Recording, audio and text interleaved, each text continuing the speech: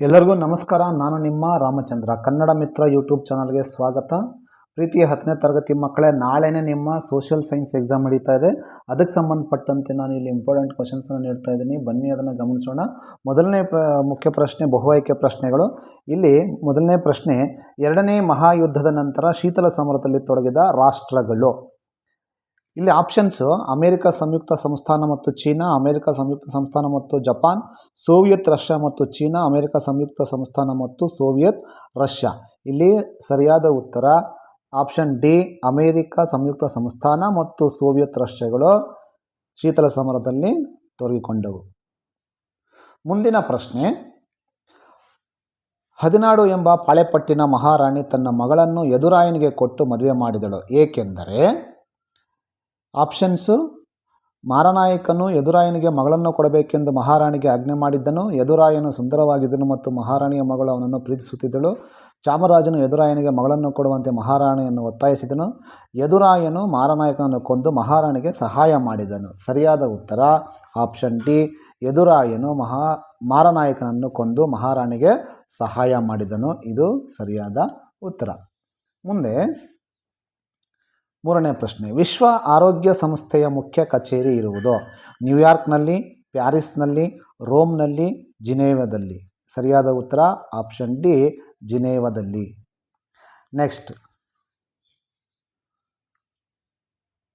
ಮೌನ ಕಣಿವೆ ಆಂದೋಲನ ಪ್ರಾರಂಭವಾದ ರಾಜ್ಯ? ಕೇರಳ, ತಮಿಳುನಾಡು, ಗುಜರಾತ್, ಪಶ್ಚಿಮ ಬಂಗಾಳ. ಇಲ್ಲಿ ಸರಿಯಾದ ಉತ್ತರ ಆಪ್ಷನ್ ಎ, ಕೇರಳ ಅನ್ನೋದು. ಇಲ್ಲಿ ಪ್ರಾರಂಭವಾಗ್ತದೆ ಮೊದಲು ಮೌನ ಕಣಿವೆ ಆಂದೋಲನ. ನೆಕ್ಸ್ಟ್, ಐದನೇದು, ಭಾರತದ ಮೊದಲ ಕಬ್ಬಿಣ ಮತ್ತು ಉಕ್ಕಿನ ಕೈಗಾರಿಕೆ ಪ್ರಾರಂಭವಾದದ್ದು? ಶ್ರೀರಾಂಪುರದಲ್ಲಿ, ಸೇಲಂನಲ್ಲಿ, ಭದ್ರಾವತಿಯಲ್ಲಿ, ಕುಲ್ಟಿಯಲ್ಲಿ. ಸರಿಯಾದ ಉತ್ತರ ನಮ್ಮ ಕರ್ನಾಟಕದ ಭದ್ರಾವತಿಯಲ್ಲಿ ಮೊದಲ ಕಬ್ಬಿಣ ಮತ್ತು ಉಕ್ಕಿನ ಕೈಗಾರಿಕೆ ಪ್ರಾರಂಭವಾಗುತ್ತದೆ ಸರ್ ಎಂ ವಿಶ್ವೇಶ್ವರಯ್ಯನವರ ಕಾಲದಲ್ಲಿ. ನೆಕ್ಸ್ಟ್, ಮುಂದೆ ಭಾರತದ ಪ್ರಾದೇಶಿಕ ಮತ್ತು ಸ್ವತಂತ್ರ GPS ವ್ಯವಸ್ಥೆಯ ಹೆಸರು?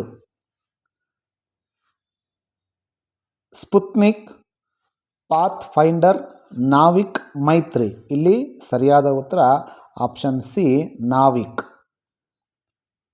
ಮುಂದೆ ಏಳನೇ ಪ್ರಶ್ನೆ, ಏಕರೂಪದ ಪಂಚಾಯತ್ ರಾಜ್ ವ್ಯವಸ್ಥೆಗೆ ಅವಕಾಶ ಮಾಡಿಕೊಟ್ಟ ಭಾರತ ಸಂವಿಧಾನದ ತಿದ್ದುಪಡಿ? 42ನೇ ತಿದ್ದುಪಡಿ, 46ನೇ ತಿದ್ದುಪಡಿ, 73ನೇ ತಿದ್ದುಪಡಿ, 88ನೇ ತಿದ್ದುಪಡಿ.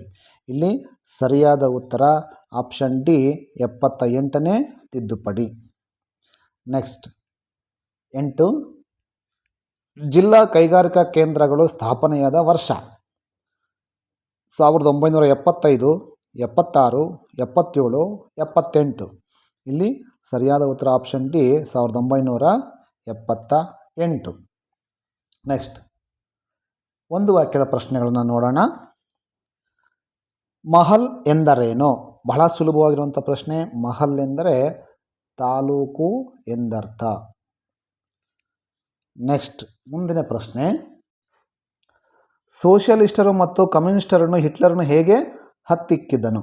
ಇದಕ್ಕೆ ಸರಿಯಾದ ಉತ್ತರ ಜರ್ಮನಿಯ ಉದ್ಯಮಿಗಳ ಸಹಕಾರದಿಂದ. ಜರ್ಮನಿಯ ಉದ್ಯಮಿಗಳ ಸಹಕಾರದಿಂದ ಸೋಷಿಯಲಿಸ್ಟರು ಮತ್ತು ಕಮ್ಯುನಿಸ್ಟರನ್ನು ಹಿಟ್ಲರ್ನು ಹತ್ತಿಕ್ಕದನು. ಮುಂದೆ,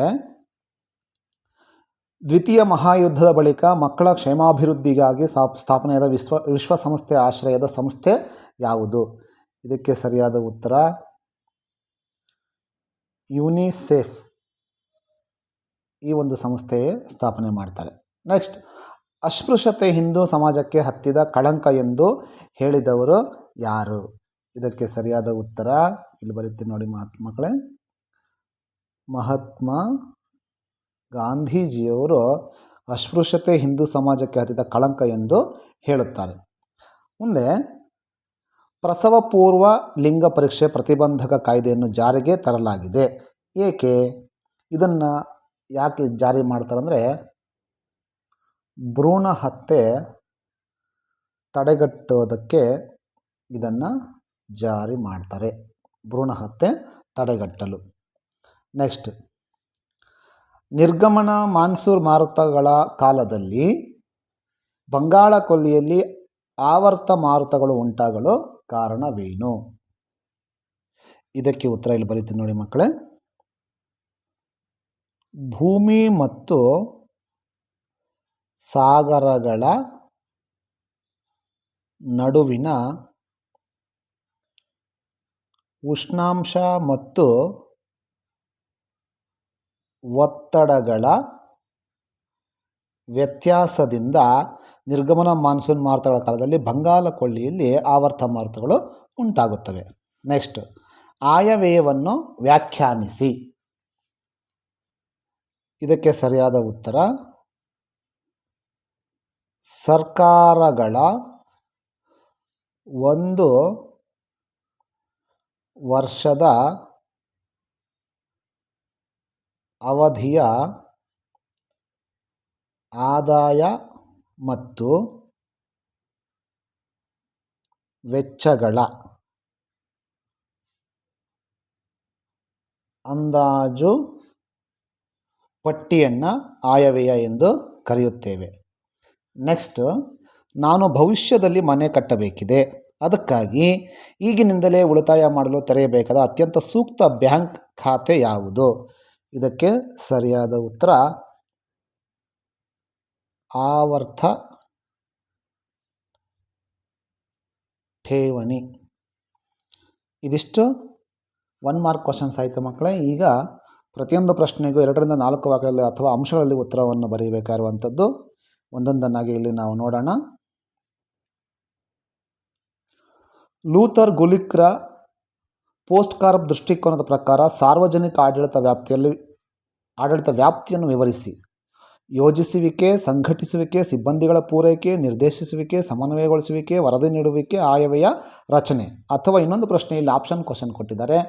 ಇಲ್ಲಿ ಆಹಾರ ಮತ್ತು ಕೃಷಿ ಸಂಸ್ಥೆಯ ಉದ್ದೇಶಗಳನ್ನು ವಿವರಿಸಿ. ಕೃಷಿ ಕ್ಷೇತ್ರದ ಅಭಿವೃದ್ಧಿ, ಪೌಷ್ಟಿಕ ಆಹಾರ ಒದಗಿಸುವಿಕೆ, ಜಾಗತಿಕ ಸಮುದಾಯವನ್ನು ಹಸಿವಿನಿಂದ ಮುಕ್ತಗೊಳಿಸುವುದು, ಗ್ರಾಮಾಂತರ ಪ್ರದೇಶಗಳ ಜನರ ಜೀವನ ಮಟ್ಟದ ಸುಧಾರಣೆ. ಇದಿಷ್ಟನ್ನು ಬರೆದು ನಮಗೆ 2 ಅಂಕ ಸಿಗ್ತದೆ. ನೆಕ್ಸ್ಟ್ 18ನೇದು, ವರದಕ್ಷಿಣೆ ಪಿಡುಗನ್ನು ಹೇಗೆ ನಿವಾರಿಸಬಹುದು? ವರದಕ್ಷಿಣೆ ನಿಷೇಧ ಕಾಯ್ದೆ 1961ರಲ್ಲಿ ಜಾರಿ ಮಾಡಿತು. ವರದಕ್ಷಿಣೆ ಷರತ್ತಿನ ಮೇರೆಗೆ ವಿವಾಹವಾಗುವುದು ನಿಷೇಧ. ಕಾಯ್ದೆ ಉಲ್ಲಂಘನೆ 5,000 ರೂಗಳ ದಂಡ ಇಲ್ಲವೇ 6 ತಿಂಗಳ ಕಾರಾಗೃಹವಾಸ ಇಲ್ಲವೇ ಎರಡನ್ನೂ ವಿಧಿಸಬಹುದು. ವರದಕ್ಷಿಣೆ ಸಾವು ಪ್ರಕರಣವನ್ನು ಭಾರತೀಯ ನ್ಯಾಯ ಸಂಹಿತೆ ಹಾಗೂ ಭಾರತೀಯ ನಾಗರಿಕ ಸುರಕ್ಷಾ ಸಂಹಿತೆಗೆ ಸೇರಿಸಲಾಗಿದೆ. ಜನಜಾಗೃತಿ, ಅಂತರ್ಜಾತಿ ವಿವಾಹ ಮಾಧ್ಯಮಗಳ ಮೂಲಕ ತೊಲಗಿಸಬಹುದು. ಮಹಿಳಾ ಸಂಘಟನೆಗಳ ಮೂಲಕ ತೊಲಗಿಸಬಹುದು. ಮುಂದೆ ಅಥವಾ ಇನ್ನೊಂದು ಪ್ರಶ್ನೆ, ಸಾಮಾಜಿಕ ಸ್ತರವಿನ್ಯಾಸವು ಕಾಲದಿಂದ ಕಾಲಕ್ಕೆ ಹಾಗೂ ದೇಶದಿಂದ ದೇಶಕ್ಕೆ ಹೇಗೆ ಭಿನ್ನವಾಗಿದೆ? ಇದಕ್ಕೆ ಈ ಪಾಯಿಂಟ್ಸ್ ವೈಸನ್ನು ಬರೀಬೋದು. ಭಾರತದಲ್ಲಿ ಜಾತಿ ಪದ್ಧತಿಯು ಅಸ್ತಿತ್ವದಲ್ಲಿದೆ. ಈ ಪದ್ಧತಿಯು ಮೇಲು ಕೀಳಿನ ವ್ಯವಸ್ಥೆಯಾಗಿದೆ. ಕೆಳಜಾತಿಯ ಜನರನ್ನು ಶೂದ್ರರು, ಅಸ್ಪೃಶ್ಯರೆಂದು ಪರಿಗಣಿಸುತ್ತಾರೆ. ಅವರ ಆಹಾರ, ಉದ್ಯೋಗ ಮತ್ತು ಬದುಕಿನ ಹಕ್ಕನ್ನು ಕಸಿದುಕೊಳ್ಳಲಾಗಿತ್ತು. ಸಾಮಾಜಿಕ ಸ್ತರವಿನ್ಯಾಸವು ಎಲ್ಲ ಸಮಾಜಗಳಲ್ಲಿ ಕಂಡುಬರುತ್ತದೆ. ಅಮೆರಿಕದಲ್ಲಿ ಬಿಳಿಯ ಚರ್ಮದ ಜನರು ಕಪ್ಪು ಚರ್ಮದ ಜನರನ್ನು ಗುಲಾಮರಂತೆ ನೋಡುತ್ತಾರೆ. ಕಪ್ಪು ಚರ್ಮದ ಜನರನ್ನು ಮಾರಾಟ ಮಾಡುತ್ತಿದ್ದರು. ಎಲ್ಲ ಕಡೆಯೂ ಬಡವರು, ಶ್ರೀಮಂತರು ಎಂಬ ಭೇದ ಭಾವ ಇದೆ. ಮುಂದಿನ ಪ್ರಶ್ನೆ, 3ನೇ ಆಂಗ್ಲೋ ಮರಾಠ ಯುದ್ಧವು ಮರಾಠರ ಅವನತಿಗೆ ಕಾರಣವಾಯಿತು. ಈ ಹೇಳಿಕೆಯನ್ನು ಸಮರ್ಥಿಸಿ. ಕೋರೆಗಾಂವ್ ಮತ್ತು ಅಷ್ಟೇ ಯುದ್ಧಗಳಲ್ಲಿ ಮರಾಠರು ಸೋತರು. ಬ್ರಿಟಿಷರು ಪೇಶ್ವೆ ಪದವಿಯನ್ನು ರದ್ದುಗೊಳಿಸಿದರು. ಬಾಜಿರಾಯನಿಗೆ ವಿಶ್ರಾಂತಿ ವೇತನ ನೀಡಿದರು. ಶಿವಾಜಿಯ ವಂಶಸ್ಥ ಪ್ರಥಮ ಸಿಂಹನನ್ನು ಸತಾರದಲ್ಲಿ ಪ್ರತಿಷ್ಠಾಪಿಸಿದರು. ಈ ಮೂಲಕ ಮರಾಠರ ಪ್ರತಿರೋಧವನ್ನು ನಿಗ್ರಹಿಸಿದರು. ನೆಕ್ಸ್ಟ್ 20ನೇ ಕ್ವಶನ್ನು, ರಾಜ್ಯ ಪುನರ್ವಿಂಗಡನಾ ಆಯೋಗದ ಅಧ್ಯಕ್ಷರು ಮತ್ತು ಸದಸ್ಯರನ್ನು ಹೆಸರಿಸಿ.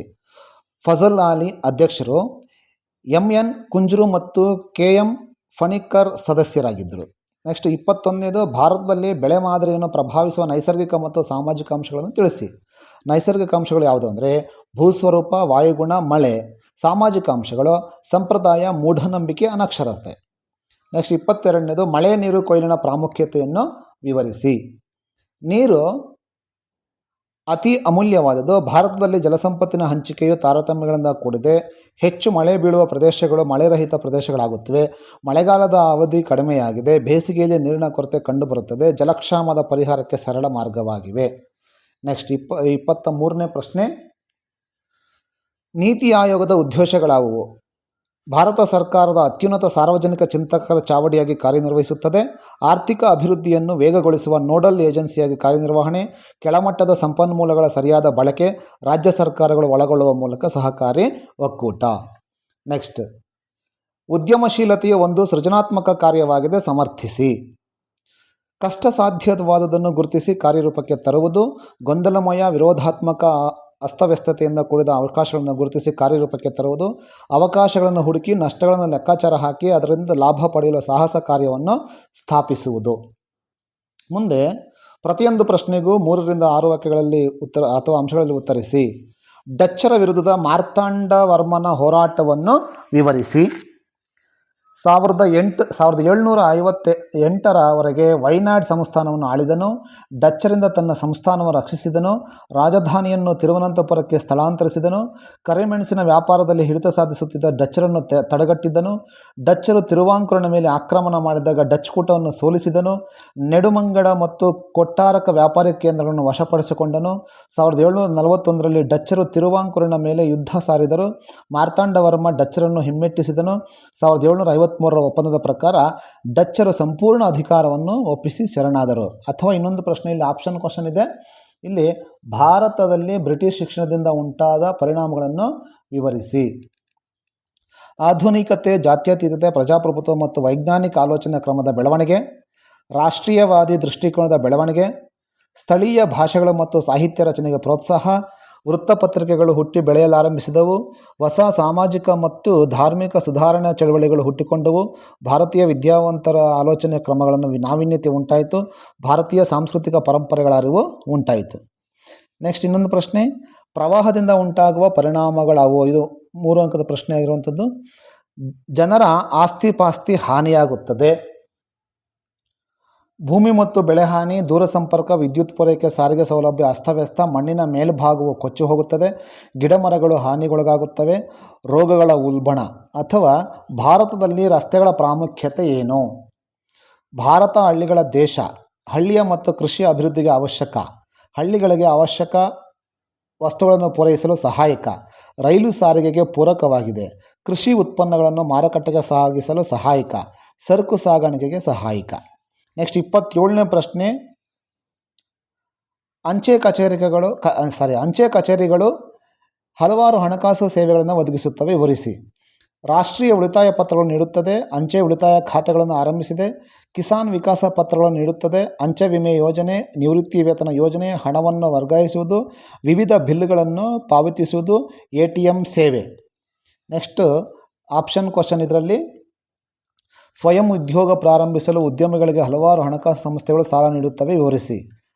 ಇದಕ್ಕೆ ಪಾಯಿಂಟ್ಸ್ ವೈಸ್ ಬರೀಬೋದು. ಭಾರತದ ಕೈಗಾರಿಕಾ ಅಭಿವೃದ್ಧಿ ಬ್ಯಾಂಕ್, ಕೃಷಿ ಮತ್ತು ಗ್ರಾಮೀಣ ಅಭಿವೃದ್ಧಿಯ ರಾಷ್ಟ್ರೀಯ ಬ್ಯಾಂಕ್, ಆಮದು ಮತ್ತು ರಫ್ತು ಬ್ಯಾಂಕ್, ಭಾರತೀಯ ಸಣ್ಣ ಕೈಗಾರಿಕಾ ಅಭಿವೃದ್ಧಿ ಬ್ಯಾಂಕ್, ಭಾರತೀಯ ಕೈಗಾರಿಕಾ ಹಣಕಾಸು ನಿಗಮ, ವಾಣಿಜ್ಯ ಮತ್ತು ಇತರೆ ಬ್ಯಾಂಕ್ಗಳು, ರಾಜ್ಯ ಹಣಕಾಸು ನಿಗಮಗಳು, ಭಾರತೀಯ ಜೀವ ವಿಮಾ ನಿಗಮ.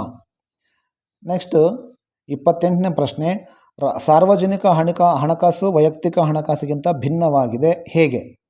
ವೈಯಕ್ತಿಕ ಹಣಕಾಸು, ಸಾರ್ವಜನಿಕ ಹಣಕಾಸು. ಇಲ್ಲಿ ನೋಡಿ, ವ್ಯಕ್ತಿ ಅಥವಾ ಕುಟುಂಬದ ಆದಾಯ ವೆಚ್ಚಗಳಿಗೆ ಸಂಬಂಧಿಸಿದೆ.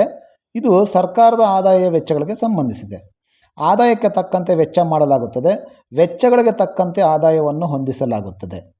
ಹಣಕಾಸಿನ ವ್ಯವಹಾರಗಳನ್ನು ಗೌಪ್ಯವಾಗಿಡುತ್ತದೆ. ಇಲ್ಲಿ ಸಾರ್ವಜನಿಕದಲ್ಲಿ ಇದನ್ನು ಮಾಧ್ಯಮಗಳಲ್ಲಿ ಪ್ರಚಾರ ಮಾಡಲಾಗುತ್ತದೆ. ವೈಯಕ್ತಿಕ ಹಣಕಾಸು, ವ್ಯಕ್ತಿ ಅಥವಾ ಕುಟುಂಬ ಉಳಿತಾಯ ಮಾಡಿದ್ರೆ ಅದು ಅವರ ಪ್ರಗತಿ ಅಭಿವೃದ್ಧಿ ಪೂರಕವಾಗಿರುತ್ತದೆ. ಸರ್ಕಾರ ಉಳಿತಾಯ ಮಾಡಿದ್ರೆ ದೇಶದ ಪ್ರಗತಿಯನ್ನು ಕುಂಠಿತಗೊಳಿಸುತ್ತದೆ. ಅಥವಾ ಇಲ್ಲಿ ಇನ್ನೊಂದು ಪ್ರಶ್ನೆ ಕೇಳಿದ್ದಾರೆ, ಅಧಿಕಾರ ವಿಕೇಂದ್ರೀಕರಣವು ಗಾಂಧೀಜಿಯವರ ಗ್ರಾಮ ಸ್ವರಾಜ್ಯ ಕಲ್ಪನೆಯನ್ನು ಎತ್ತಿ ಹಿಡಿಯುತ್ತದೆ, ಹೇಗೆ? ಹಳ್ಳಿಯ ಆಡಳಿತದ ಅಧಿಕಾರ ಹಾಗೂ ಅಭಿವೃದ್ಧಿಯ ಜವಾಬ್ದಾರಿಯನ್ನು ಹಳ್ಳಿಯ ಜನರಿಗೆ ವಹಿಸುವುದು. ಇದನ್ನೇ ಅಧಿಕಾರ ವಿಕೇಂದ್ರೀಕರಣ ಎನ್ನುವರು. ಸ್ವಾವಲಂಬಿ, ಸ್ವಯಂಪೂರ್ಣ ಹಾಗೂ ಸಮೃದ್ಧ ಗ್ರಾಮಗಳನ್ನು ಅಭಿವೃದ್ಧಿಪಡಿಸಬಹುದು. ಇದನ್ನೇ ಗಾಂಧೀಜಿಯವರು ಗ್ರಾಮ ಸ್ವರಾಜ್ಯ ಎಂದು ಕರೆದಿದ್ದರು. ಇದು ಎಲ್ಲ ರೀತಿಯ ಶೋಷಣೆಗಳನ್ನು ತಡೆಯುತ್ತದೆ. ಹಾಗೆ ಮಾನವನ ಸ್ವಾತಂತ್ರ್ಯ, ಘನತೆಯನ್ನು ರಕ್ಷಿಸುತ್ತದೆ. ಸಹಾನುಭೂತಿ, ಸಹಕಾರದಂತಹ ಮೌಲ್ಯಗಳನ್ನು ವೃದ್ಧಿಸುತ್ತದೆ. 29ನೇ ಪ್ರಶ್ನೆ, ಅಲಿಘರ್ ಚಳವಳಿಯ ಉದ್ದೇಶಗಳನ್ನು ತಿಳಿಸಿ. ಪಾಶ್ಚಾತ್ಯ ಶಿಕ್ಷಣದೊಂದಿಗೆ ಧಾರ್ಮಿಕ ಶಿಕ್ಷಣ ನೀಡುವುದು, ಮುಸಲ್ಮಾನರು ರಾಜಕೀಯ, ಸಾಮಾಜಿಕ, ಶೈಕ್ಷಣಿಕ, ಧಾರ್ಮಿಕ ವಿಚಾರಗಳನ್ನು ಬದಲಿಸಿಕೊಳ್ಳುವುದು, ಪೂರ್ವ ಪಶ್ಚಿಮಗಳ ವಿಚಾರಗಳ ಸಂಗಮಕ್ಕೆ ಬೆಂಬಲಿಸುವುದು, ಮುಸ್ಲಿಂ ಸಮುದಾಯಕ್ಕೆ ಆಧುನಿಕ ಶಿಕ್ಷಣ ನೀಡುವುದು, ಸ್ತ್ರೀಯರ ಶಿಕ್ಷಣವನ್ನು ಬೆಂಬಲಿಸುವುದು, ಬಹುಪತ್ನಿತ್ವ ಹಾಗೂ ವಿವಾಹ ವಿರೋಧಿ ವಿಚಾರಗಳನ್ನು ಖಂಡಿಸುವುದು. ಮುಂದೆ 30ನೇ ಪ್ರಶ್ನೆ, ಭಾರತದ ಪ್ರಥಮ ಸ್ವಾತಂತ್ರ್ಯ ಸಂಗ್ರಾಮವು ಹಲವು ಕಾರಣಗಳಿಂದ ವಿಫಲವಾಯಿತು, ಸ್ಪಷ್ಟೀಕರಿಸಿ. ಇದಕ್ಕೆ ಪಾಯಿಂಟ್ಸ್ ನೋಡಿ, ಒಂದು 7-8 ಪಾಯಿಂಟ್ಸ್ ಇದ್ದಾವೆ. ಇಡೀ ಭಾರತವನ್ನು ವ್ಯಾಪಿಸಿದ ಹೋರಾಟವಾಗಿರಲಿಲ್ಲ. ರಾಜರ ಮತ್ತು ಜಮೀನ್ದಾರರ ಸ್ವಹಿತಾಸಕ್ತಿಗಾಗಿ ನಡೆದಿತ್ತು. ಯೋಜಿತ ಹೋರಾಟವಾಗಿರಲಿಲ್ಲ. ಭಾರತೀಯ ಸೈನಿಕರಲ್ಲಿದ್ದ ಭಿನ್ನತೆ, ಸೂಕ್ತ ಮಾರ್ಗದರ್ಶನವಿರಲಿಲ್ಲ.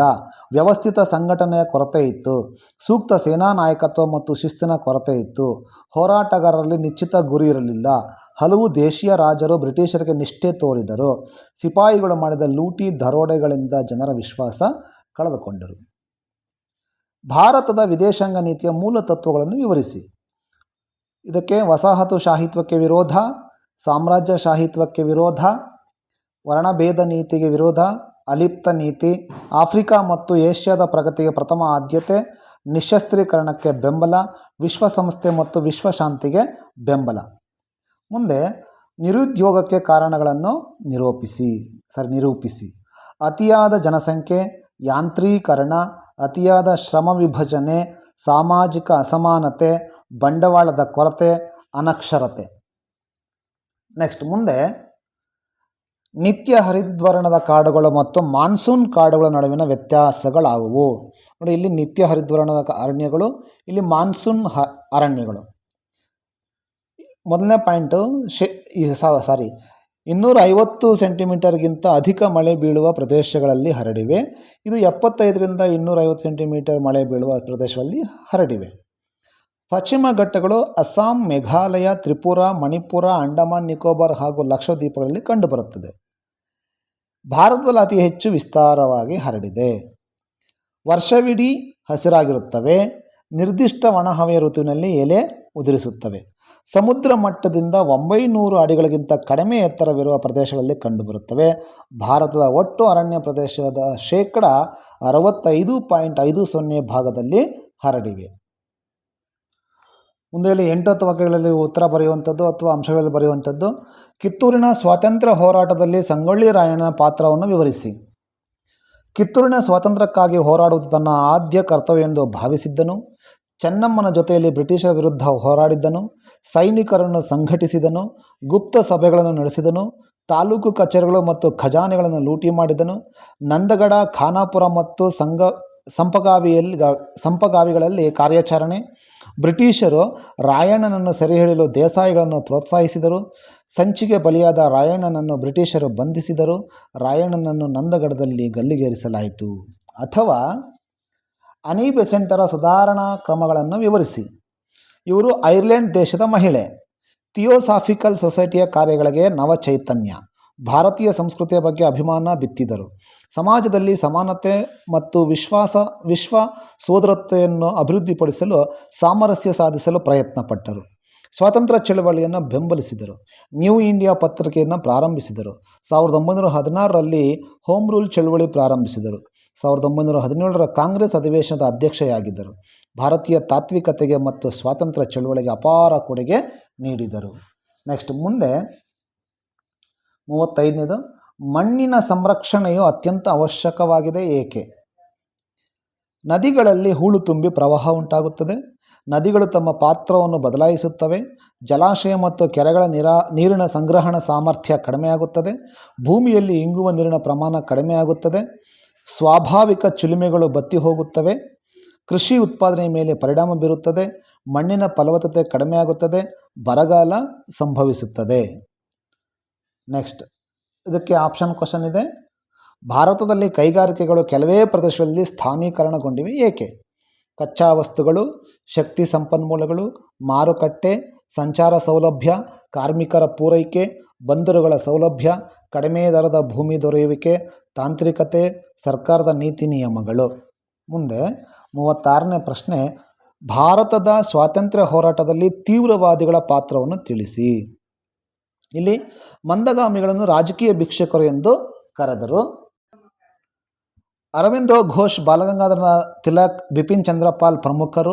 ಸ್ವದೇಶಿ ಚಳುವಳಿಯನ್ನು ದೇಶದಾದ್ಯಂತ ಕೊಂಡೊಯ್ದರು. ಉತ್ತಮ ಆಳ್ವಿಕೆಯು ಸ್ವಯಂ ಆಳ್ವಿಕೆಗೆ ಪರ್ಯಾಯವಾಗಲಾರದೆಂದರು. ಪೂರ್ಣ ಸ್ವರಾಜ್ಯ ಪಡೆಯುವುದೇ ಗುರಿಯಾಗಿತ್ತು. ಧಾರ್ಮಿಕ ಆಚರಣೆಗಳ ಮೂಲಕ ಜನರನ್ನು ಸಂಘಟಿಸಿದರು. ಗಣೇಶ, ಶಿವಾಜಿ, ದುರ್ಗಾ ಪೂಜೆಗಳ ಮೂಲಕ ರಾಷ್ಟ್ರೀಯತೆಗೆ ಪ್ರಚೋದಿಸಿದರು. ಸ್ವಾತಂತ್ರ್ಯ ಹೋರಾಟಕ್ಕೆ ಜನಸಾಮಾನ್ಯರನ್ನು ಸಂಘಟಿಸಲು ಪ್ರಯತ್ನಿಸಿದರು. ತಿಲಕರು ಸ್ವರಾಜ್ಯ ನನ್ನ ಜನ್ಮಸಿದ್ಧ ಹಕ್ಕು, ಅದನ್ನು ಪಡೆದೇ ತೀರುತ್ತೇನೆಂದು ಘೋಷಿಸಿದರು. ಬ್ರಿಟಿಷರು ಸರ್ಕಾರವು ತಿಲಕರನ್ನು ಬಂಧಿಸಿತು. ಜೈಲಿನಲ್ಲಿ ತಿಲಕರು ಗೀತಾ ರಹಸ್ಯ ಕೃತಿಯನ್ನು ರಚಿಸಿದರು. ಮುಂದೆ 37ನೇ ಪ್ರಶ್ನೆ. ಲಿಂಗತ್ವ ಅಲ್ಪಸಂಖ್ಯಾತರಿಗೆ ಆಗುವ ತಾರತಮ್ಯವನ್ನು ಹೋಗಲಾಡಿಸಲು ಹಲವಾರು ಉಪಕ್ರಮಗಳನ್ನು ಕೈಗೊಳ್ಳಲಾಗಿದೆ, ಸಮರ್ಥಿಸಿ. ಲಿಂಗತ್ವ ಅಲ್ಪಸಂಖ್ಯಾತರ ಹಕ್ಕುಗಳ ಸಂರಕ್ಷಣಾ ಕಾಯ್ದೆ 2019. ಸ್ಮೈಲ್ ಯೋಜನೆ, ಇವರ ಕಲ್ಯಾಣಕ್ಕಾಗಿ ಸಮಗ್ರ ಪುನರ್ವಸತಿ ಯೋಜನೆ. ಗರಿಮಾ ಗೃಹ ನಿರ್ಮಾಣ. ರಾಷ್ಟ್ರೀಯ ಪರಿಷತ್ ಸ್ಥಾಪನೆ. 2008ರಲ್ಲಿ ತಮಿಳುನಾಡು ಲಿಂಗತ್ವ ಅಲ್ಪಸಂಖ್ಯಾತರ ಕ್ಷೇಮಾಭಿವೃದ್ಧಿ ಮಂಡಳಿ ಸ್ಥಾಪನೆ. 2017ರಲ್ಲಿ ಕರ್ನಾಟಕ ಸರ್ಕಾರದ ಲಿಂಗತ್ವ ಅಲ್ಪಸಂಖ್ಯಾತರ ರಾಜ್ಯ ನೀತಿ ಜಾರಿ. ರಾಜ್ಯ ಸರ್ಕಾರಿ ಹುದ್ದೆಗಳ ನೇಮಕಾತಿಯಲ್ಲಿ 1% ಮೀಸಲಾತಿ. National portal for transgenders persons. Next ಮುಂದೆ ಕೊನೆಯ ಪ್ರಶ್ನೆ 38ನೇದು. ಇಲ್ಲಿ ನಿಮಗೆ ಒದಗಿಸಿರುವ ಭಾರತದ ನಕ್ಷೆಯಲ್ಲಿ ಕೆಳಗಿನವುಗಳನ್ನು ಯಾವುದಾದ್ರೂ 5 ಗುರುತಿಸಿ. ನೋಡಿ, ಇಲ್ಲಿ 5 ಗುರುತಿಸಬೇಕು ಅಷ್ಟೇ. ಇಲ್ಲಿ ಕರ್ಕಾಟಕ ಸಂಕ್ರಾಂತಿ ವೃತ್ತ, ಹನುಮಾನ್ ನಗರ, ಮುಂಬೈ, ನರೋರಾ, ಕೋರಮಂಡಲ ತೀರ, Paradip, Kanyakumari, K2 Godwin Austin, Kempegowda ಅಂತಾರಾಷ್ಟ್ರೀಯ ವಿಮಾನ ನಿಲ್ದಾಣ, ದೆಹಲಿ. ಪ್ರೀತಿಯ ಮಕ್ಕಳೇ, ನಿಮಗಿದು ಉಪಯುಕ್ತ ಆಗುತ್ತೆ ಅಂತೇಳಿ ಭಾವಿಸ್ತೀನಿ. ನಾಳೆ ನಡೆಯುವಂತಹ ಸಮಾಜ ವಿಜ್ಞಾನ ಪರೀಕ್ಷೆಯಲ್ಲಿ ನಿಮಗೆಲ್ಲರಿಗೂ 80ಕ್ಕೆ 80 ಅಂಕಗಳು ಬರಲಿ ಎಂದು ಆಶಿಸುತ್ತೇನೆ. ಇದು ನಿಮಗೆ ಉಪಯುಕ್ತ ಆಗಿದ್ದರೆ ಒಂದು ಲೈಕನ್ನು ಮಾಡಿ, ಹಾಗೆ ನಿಮ್ಮ ಸ್ನೇಹಿತರೊಂದಿಗೆ ಶೇರ್ ಮಾಡಿಕೊಳ್ಳಿ ಮತ್ತು ಸಬ್ಸ್ಕ್ರೈಬ್ ಮಾಡಿಕೊಂಡಿಲ್ಲ ಅಂದರೆ ಸಬ್ಸ್ಕ್ರೈಬ್ ಮಾಡಿಕೊಳ್ಳಿ ಅಂತ ಹೇಳ್ತಾ ಮತ್ತೊಂದು ವಿಡಿಯೋದಲ್ಲಿ ನಿಮ್ಮನ್ನು ಭೇಟಿಯಾಗ್ತೀನಿ. ಅಲ್ಲಿವರೆಗೂ ನಮಸ್ಕಾರ, ಧನ್ಯವಾದಗಳು.